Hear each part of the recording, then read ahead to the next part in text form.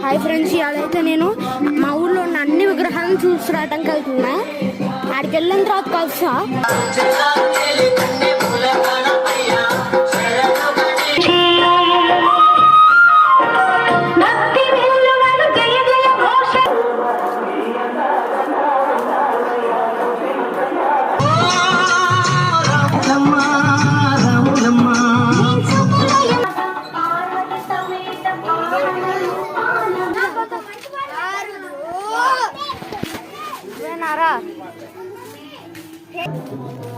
ఇవాళకి ఇంతే friends, please subscribe చేయండి. నేను చాలా కష్టపడి చాలా దూరం వెళ్ళి మీకోసం ఈ వీడియో చేశాను.